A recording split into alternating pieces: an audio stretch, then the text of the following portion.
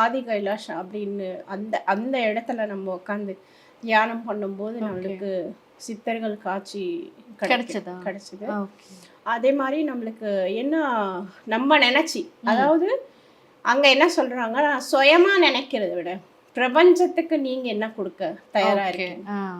Okay, இப்போ நம்மளோட நோக்கம் என்ன, 4 மக்களுக்கு நல்லது செய்யறோம், நம்ம வார்த்தை பழைக்கணும், அவங்களுக்கு நம்ம என்ன நினைச்சி நம்ம கொடுக்க போறோமோ அதை நிறைவேறணும்.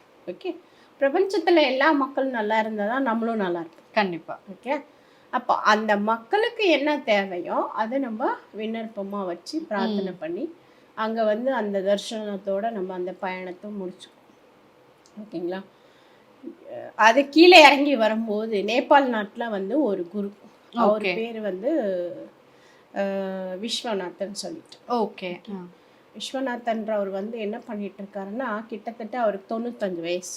ஓகே, அந்த பெரியவருக்கு 95 வயசு. இந்த மூலிகைகள் கொண்டு நோய் தீர்க்கிறாரு, பிளாக் மேஜிக் விரட்டுறாரு. பிளாக் மேஜிக்னா செய்வின பாதிப்புகளை அகற்றுறாரு. ஓகே, அவங்க எங்கே இருந்தாலும் அவங்களை தேடி வராங்க. கிட்டத்தட்ட 3 நாள் டைம் எடுத்துச்சு அவரை பார்க்க எனக்கு.